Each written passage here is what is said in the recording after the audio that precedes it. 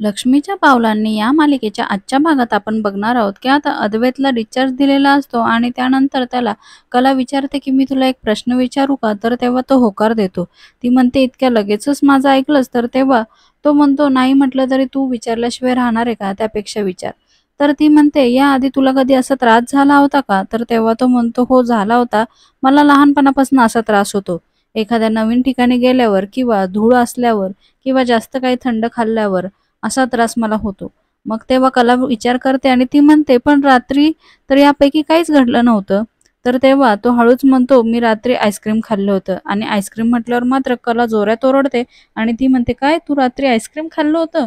पण आईस्क्रीम तू कधी खाल्लं?" तेव्हा तो म्हणतो, "फ्रिजमध्ये." तेव्हा ती म्हणते, "हो, बरोबर फ्रिजमध्ये एक टब आईस्क्रीम आहे." तर तेव्हा तो म्हणतो, "आहे, नाही, होतं." तर तेव्हा ती म्हणते, "म्हणजे तू अख्खा टब आईस्क्रीम खाल्लं?"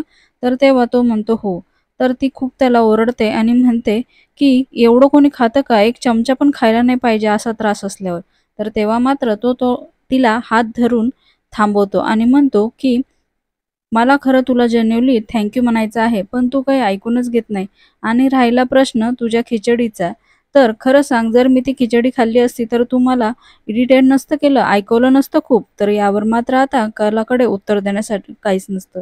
म्हणून ती म्हणते, "आता तू पेशंट आहे ना, म्हणून सगळं ऐकायचं आणि जे देईल ते खायचं. आता मी चहा बनवून आणते." इकडे मात्र आता आशा पापड बनवत असते आणि तिला त्रास होतो. तेवढ्यात तिथे काजल येते आणि तिला मदत करू लागते.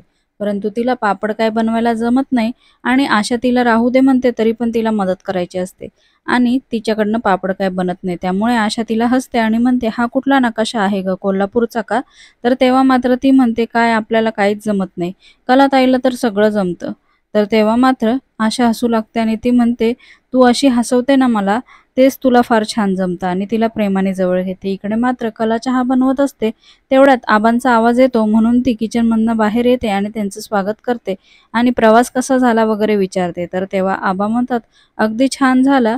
फक्त तुझी कमी होती आणि आता तुझ्या चहाची पण कमी आहे." तर तेवढ्यात ती म्हणते, "हो, तुम्ही हातपाय धुवा, मी चहा बनवते." आता मध्येच सरोज विचारते, "अद्वैत कुठे आहे?" तर तेव्हा मात्र ती काही उत्तर देत नाही आणि तेवढ्यातच आता पुन्हा सरोज विचारते आणि काही विचारायच्या आधीच इथे दरवाजावर एक बॉय येतो आणि तो म्हणतो, की सिटी हॉस्पिटलमधनं बिल आणलं आहे आणि हॉस्पिटल म्हटल्यावर आता सगळ्यांनाच खूप मोठा धक्का बसतो. तर आता सरोज लगेच तिथे जाते आणि ते हातात घेते. त्यावर मात्र अद्वैतचं नाव असतं म्हणून ती खूप घाबरते आणि ती लगेचच जाब विचारू लागते, की कुठे आहे अद्वैत? तेव्हा ती कला सगळं सांगते, की काल रात्री काय प्रकार घडला होता.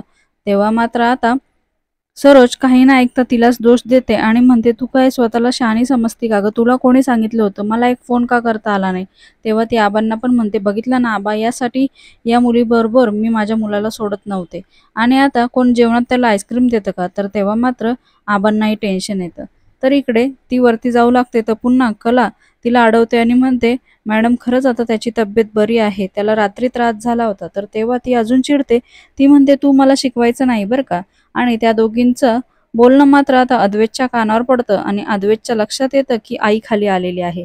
त्यामुळे आता तो घाईघाईने उठून बेडवरनं खाली हॉलमध्ये येण्याच्या तयारीत असतो. कारण आता त्याच्या लक्षात आलेलं असतं, की रात्रीपासून मी आईचा फोन उचललेला नाही आणि आता आईचे गैरसमज वाढतील.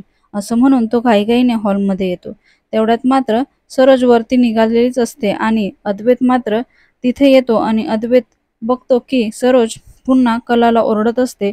तर आता तो आईला आवाज देतो आणि लगेचच ती घाईघाईने त्याच्याजवळ जाते आणि म्हणते, "कसा आहेस तू? काय झालं होतं?" तेव्हा तो सगळं सांगतो. परंतु लगेचच ती त्याचं काही न ऐकता लगेचच कलाला बोलायला लागते आणि म्हणते, की हिच्यामुळेच झालं असेल. तर लगेच अद्वैत म्हणतो, "आई तिला काही बोलू नको. खरं तर तिच्यामुळेच मी आज वाचलो आहे आणि तिने जीवाची धावपळ करून मला हॉस्पिटलमध्ये नेलं."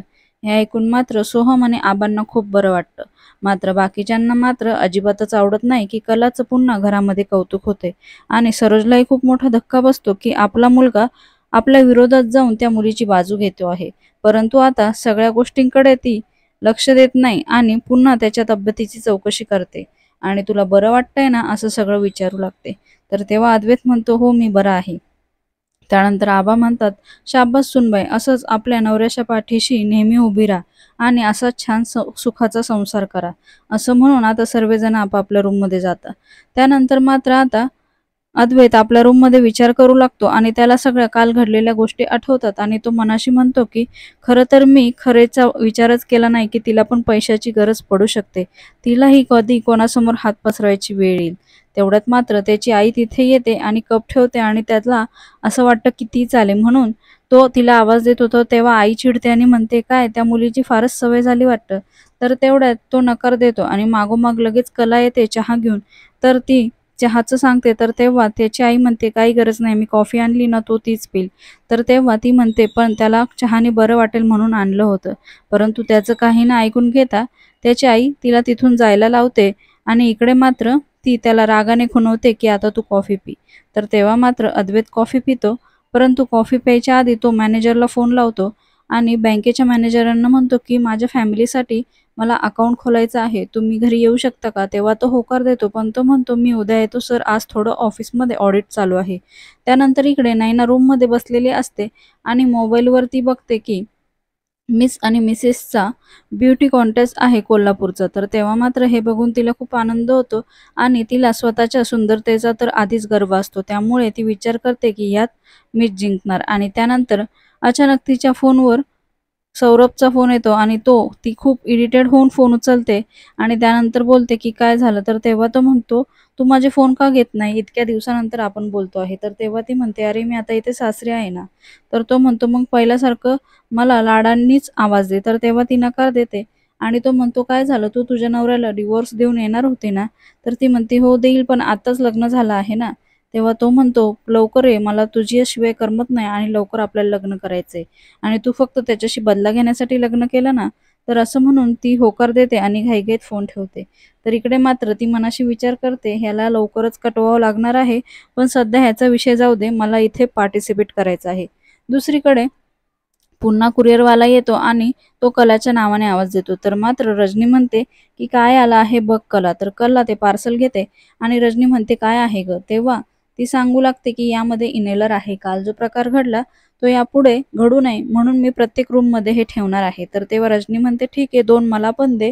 मी माझ्या आणि सरोज वहिनींच्या रूममध्ये ठेवते." तर तेव्हा कला त्यांनाही 2 देते आणि एक हॉलमध्ये सुद्धा ठेवते. त्यानंतर ती स्वतःच्या रूममध्ये पण एक ठेवते. अद्वैत तिला विचारू लागते, "काय चाललं आहे?" तेव्हा ती कारची चावी मागते आणि कारची चावी घेऊन त्याला काही उत्तर न देता तिथनं निघून जाते.